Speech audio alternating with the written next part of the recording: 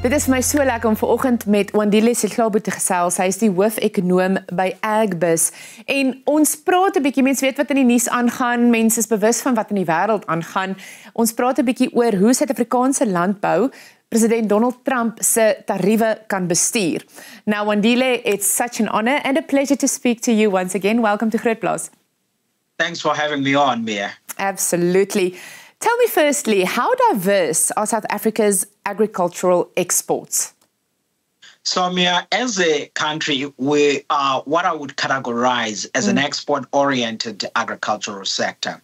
We export, for example, roughly half of what we produce in value terms. Last year, 2024, that was at a record $13.7 billion. So it's quite sizable. When you think about then how diverse are these markets, I would say we have made enormous effort as a country over time to diversify these markets because about 44%, nearly half of our agricultural exports are to the African continent. That's our biggest market.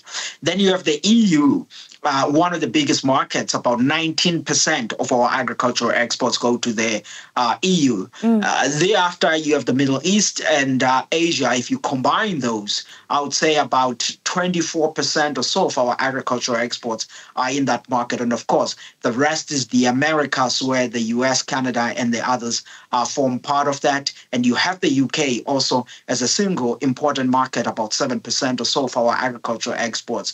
So looking at that geography, I think you can make the argument that we are somewhat fairly diverse as to which regions we're really sending our high quality products as South Africa's agriculture to. Yeah. Now, given the current US friction, I'd like to know how exposed is South Africa in the US at the moment? So the United States is an important market for South Africa's agriculture. If you take, for example, the Americas, where you include Canada, a few Latin American countries, and the US, all of that combined is about 6% of South Africa's agricultural exports. But directly to the US, it's about 4%. Now, looking at this on a bird's eye view, you could make an argument and say, you know what, 4% is perhaps maybe not that big, but that's roughly $500 million. And importantly, it is concentrated in a particular commodities. If you think about nuts, it's one of the big products, citrus, grapes, wine, fruit juices.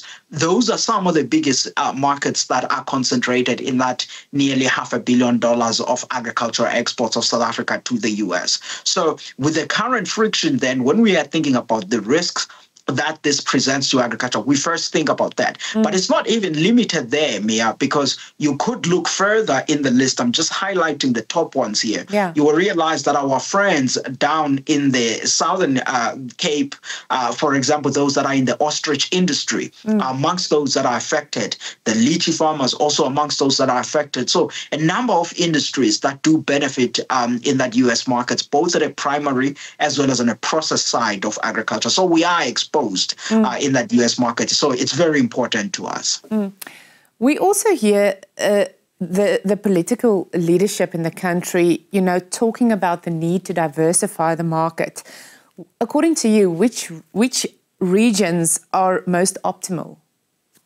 I mean, you see, this conversation about the diversification of markets, I mean, it's something that at Agbiz we appreciate, and we think that it's an important thing to do.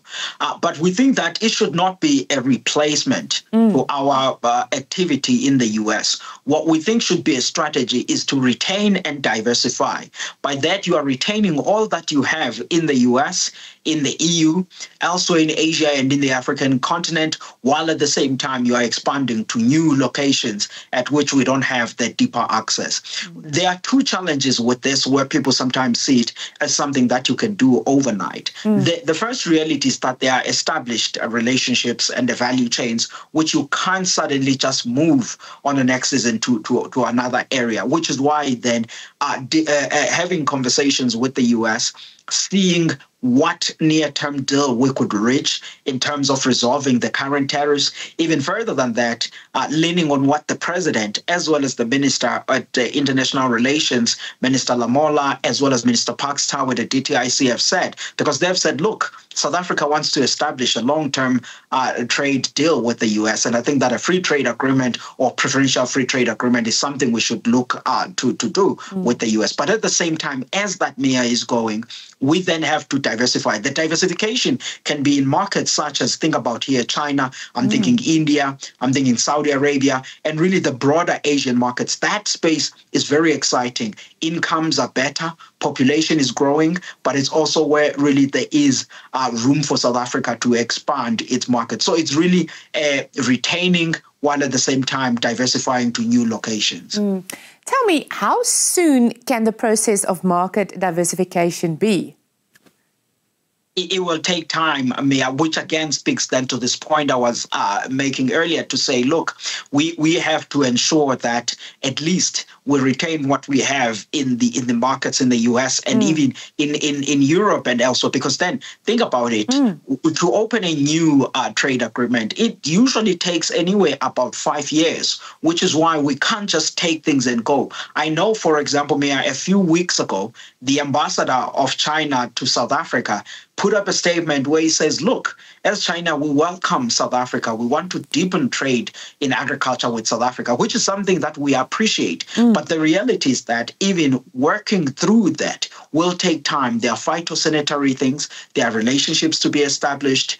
There's a scientific part of the trade. So it takes years. As that is happening year in, year out, we need to be exporting the market. So this work has to continue almost in two parallel parts, whereby we press on these new markets, and then at the same time we fix the relationships where there are friction. I was actually thinking about this the other day. Can BRICS absorb the South African agricultural products given the friction in the US? Would that be possible? Mia, people always have all of the difficulties with BRICS. They tell us at Agbiz, for example, and say, look, guys, BRICS is causing us so many problems. What's going on there?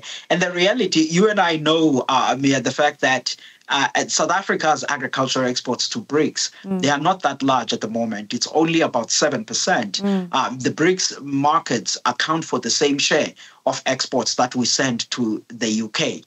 The key issue that blocks us at BRICS is the higher tariffs as well as the phytosanitary barriers that are there. If we could resolve those, we could be far. But BRICS on its own, it's a very important agricultural market. It accounts for roughly half of global agricultural trade.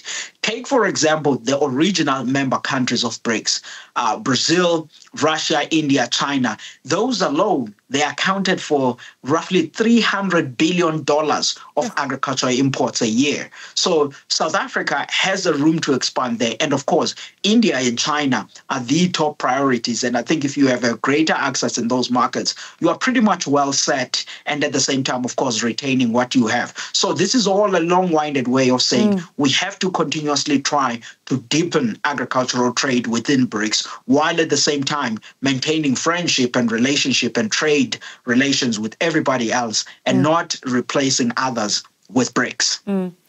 Wandile, a term that we are hearing more often these days is, trade wars. Now, overall, are the current trade wars not dampening agricultural growth this year? What are some of the expectations? I mean, it can't be positive. You're right on this. And I would even take the point further, not only on agriculture, in global growth in general. I mean, you've read a few weeks ago what the IMF was saying, where they were like, look, on global growth now, we are in a new territory, lowering the forecast and blaming, of course, trade wars that are there, correctly so. And of course, in agriculture, now that we are having this discussion, I mean, it's focused now mainly on access to the US. But the reality is that the friction between China and the US is also adding downward pressure in some of the commodities.